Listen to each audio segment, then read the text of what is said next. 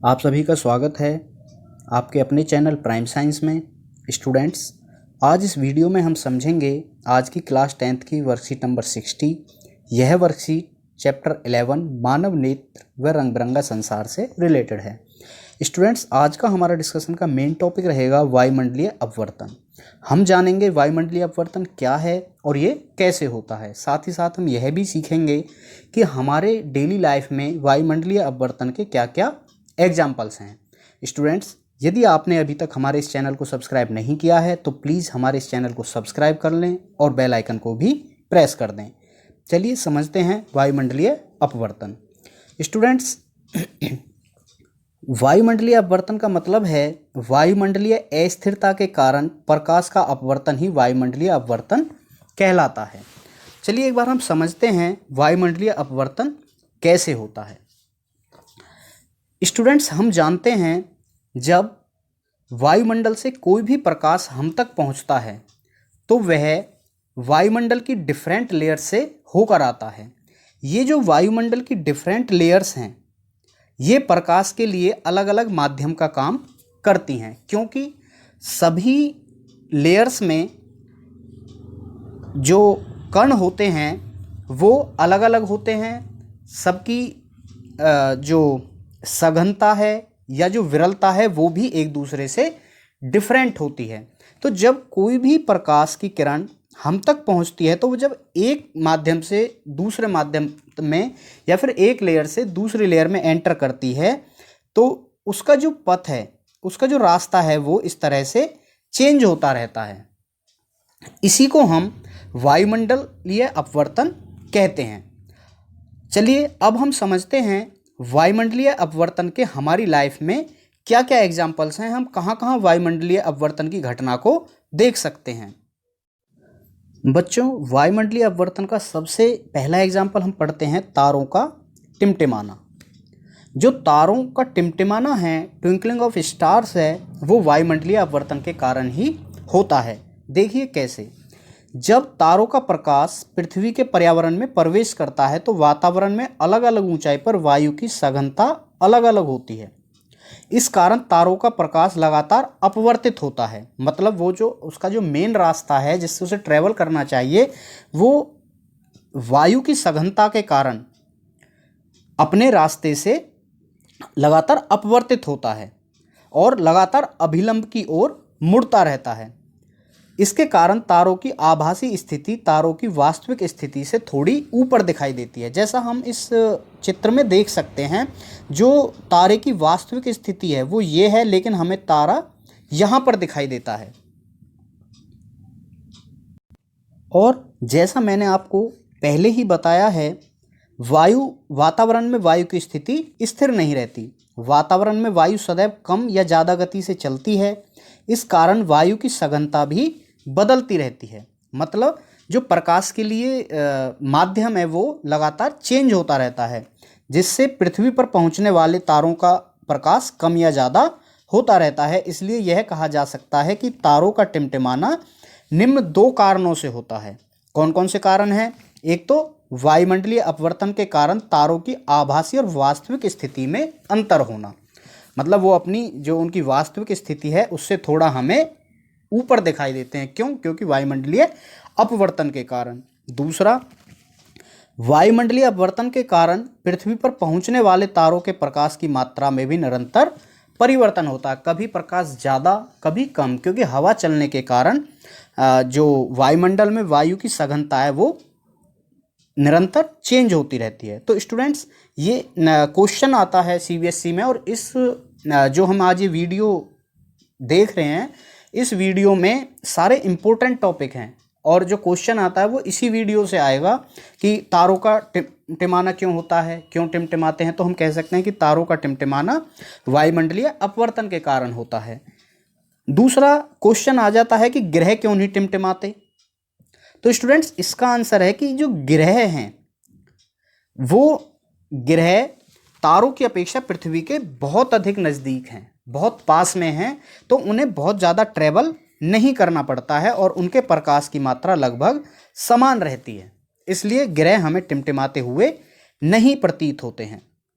ये दोनों important question हैं। नेक्स्ट अब हम करते हैं अग्रिम सूर्योदय और विलंबित सूर्यास्त। सबसे पहले हम समझते हैं अग्रिम सूर्योदय और विलंबित सूर्यास्त क्या है। स्टूडेंट्स, जब सुबह सूर्योदय होता है तो हमें जो सूर्योदय का एक्चुअल टाइम है उससे सूर्य 2 मिनट पहले दिखने लगता है, और सूर्यास्त का जो टाइम होता है उससे 2 मिनट बाद तक हमें सूर्य दिखाई देता रहता है। ऐसा क्यों है स्टूडेंट्स? इसका कारण भी वायुमंडलीय अपवर्तन ही होता है। कैसे? देखिए, जिस प्रकार तारों की आभासी व वास्तविक स्थिति में अंतर होता है, उसी प्रकार अग्रिम सूर्योदय और विलंबित सूर्यास्त का कारण भी पता लगाने का प्रयास करें। तो इसका कारण मैंने आपको बताया है, वायुमंडलीय अपवर्तन है। कैसे? देखिए, यहाँ पर जब सुबह सूर्योदय होता है तो इस सूर्य का जो प्रकाश है उसको डिफरेंट वायुमंडल की लेयर से पास होकर हमारे पास आना पड़ता है। जब वो हमारे पास आता है तो यहाँ तक आते आते उसमें बहुत अधिक वायुमंडलीय अपवर्तन होता है, क्योंकि वह भी बहुत सारी डिफरेंट लेयर से गुजरता है। तो इसके कारण हमें यह अपनी एक्चुअल पोजीशन पर ना दिख के थोड़ा ऊपर दिखता है, जिससे हमें ये पहले ही दिखने लगता है। और जब शाम को सूर्यास्त होता है, जब सूर्य यहाँ इस पोजीशन पर पहुंच जाता है, तब भी वह हमें वायुमंडलीय अपवर्तन के कारण यहाँ पर दिखाई देता है, जिससे हमें 2 मिनट बाद तक भी सूर्य दिखाई देता रहता है, जबकि सूर्य 2 मिनट पहले ही अस्त हो चुका है। तो इसका भी कारण क्या है? वायुमंडलीय अपवर्तन। चलिए अब आगे इसके कुछ और एग्जाम्पल्स देखते हैं। बच्चों, अब टॉपिक है टिंडल प्रभाव। टिंडल इफेक्ट क्या है? आप सभी ने क्लास 9th में और उससे पहले भी टिंडल प्रभाव के बारे में पूरे डिटेल में पढ़ा है, और हम डेली अपनी लाइफ में टिंडल प्रभाव को देखते हैं। जैसे आप इस चित्र में देख सकते हैं, जब किसी सोर्स से लाइट आती है तो वहाँ पर उस लाइट में हमें कुछ पार्टिकल्स दिखते हैं, जो क्या करते हैं, जिनसे प्रकाश टकराकर हमारी आँखों तक प्रकीर्ण होता है।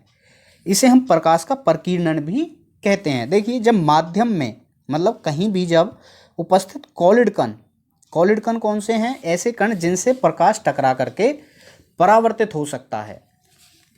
कॉलिड कणों के द्वारा प्रकाश का फैलाव प्रकीर्णन कहलाता है। जो हमें वो कण हवा में उड़ते हुए दिखते हैं, उनसे प्रकाश टकराकर हमारी आंखों तक प्रकीर्णन होता है प्रकाश का, इसे ही हम प्रकाश का प्रकीर्णन कहते हैं। स्टूडेंट्स, अब एक इम्पोर्टेंट टॉपिक है जिससे क्वेश्चन बार बार एग्जाम में पूछा जाता है, तो इसको आइए एक बार हम ध्यान से समझते हैं। टॉपिक है आकाश का नीला रंग। आकाश का रंग जो है वो नीला क्यों होता है? बच्चों, वातावरण में ऊपरी भाग में गैस और वाष्प के सूक्ष्म कण उपस्थित होते हैं। ये कण अपने छोटे आकार के कारण सूर्य के प्रकाश में से मुख्यतः नीले प्रकाश का प्रकीर्णन करते हैं। इसलिए नीला रंग अधिक मात्रा में हम तक पहुंचता है और आकाश हमें नीला प्रतीत होता है। स्टूडेंट्स, हमने अपनी लास्ट वीडियो में समझा था, जो सूर्य का प्रकाश है, जो वाइट लाइट होती है, वो 7 कलर्स से मिलकर बनती है। उसमें जो ब्लू रंग है, जो मतलब कम वेवलेंथ वाले, जो कम तरंग दैर्ध्य वाले रंग हैं, उनका जो प्रकीर्णन है वो इन छोटे कणों से होता है। बाकी जो अधिक वेवलेंथ वाले कलर्स हैं वो इनसे क्रॉस हो जाते हैं। उनका ये जो छोटे छोटे कण हैं हमारे ऊपर वातावरण में, ये उनका प्रकीर्णन नहीं कर पाते हैं। केवल छोटे रंग के जो छोटी तरंग दैर्ध्य के जो रंग हैं वही इससे प्रकीर्णित हो पाते हैं और प्रकीर्ण होकर वो हमारी आँखों तक पहुँचते हैं। इसलिए हमें आकाश का रंग नीला दिखाई देता है। क्यों? क्योंकि केवल ये छोटा रंग ही, छोटी तरंग दैर्ध्य वाले रंगों को ही प्रकीर्णन कर पाते हैं। ऐसा ही एक और एग्जाम्पल है, सूर्योदय और सूर्यास्त के समय हमें रक्ता प्रतीत होना। मतलब जब सूर्योदय होता है और सूर्यास्त होता है, उस समय जो सूर्य का रंग है वो लाल क्यों होता है? स्टूडेंट्स, इसी प्रकाश के प्रकीर्णन के कारण ही सूर्योदय और सूर्यास्त के समय सूर्य का रंग लाल होता है। देखिए कैसे, आप इस चित्र में यहाँ देखेंगे, सुबह के समय जब सूर्योदय उदय होता है, सूर्य जब उदय होता है उस समय सूर्य हमसे अधिक दूरी पर होता है।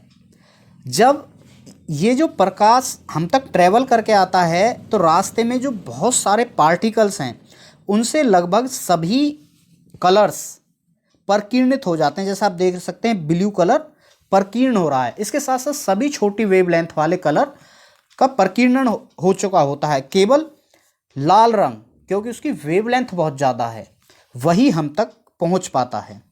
इसलिए हमें सुबह और शाम को सूर्य लाल दिखाई देता। शाम को भी वही होता है कि बहुत अधिक दूरी ट्रैवल करनी पड़ती है, सारे रंग परकीर्णित हो जाते हैं और केवल लाल रंग ही हम तक यहाँ से यहाँ तक पहुँच पाता है। जबकि आप देखेंगे दोपहर के समय हमसे सूर्य की दूरी कम होती है, जिसके कारण सभी कलर मिक्स होकर के हम तक पहुँचते हैं और हमें सूर्य का प्रकाश वाइट दिखाई देता है। तो स्टूडेंट्स, जहाँ बात आएगी रंग की, नीला रंग क्यों दिखाई देता है आकाश का, या सूर्य का रंग लाल क्यों दिखाई देता है, तो ऐसा प्रकाश के परकीर्णन के कारण ही होता है, क्योंकि हमें वही रंग दिखाई देता है जो हमारी आंखों तक परकीर्ण होकर पार्टिकल से पहुंचता है। तो स्टूडेंट्स, अब इस वीडियो से जो भी क्वेश्चंस हैं, आइए एक बार हम उनको भी डिस्कस कर लेते हैं। क्वेश्चन नंबर फर्स्ट है, लाल प्रकाश का परकीर्णन सबसे अधिक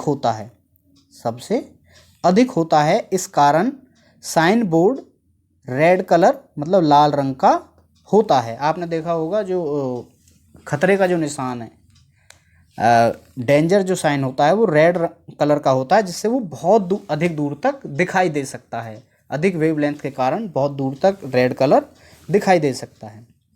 नेक्स्ट है, टिंडल प्रभाव के 2 उदाहरण बताइए। स्टूडेंट्स, टिंडल प्रभाव हम अपने किसी बंद कमरे में जहाँ से थोड़ा सा प्रकाश आ रहा हो वहाँ पर टिंडल प्रभाव को आसानी से देख सकते हैं, जहाँ पर हमें हवा में उड़ते हुए धूल के कण भी दिखाई देते हैं।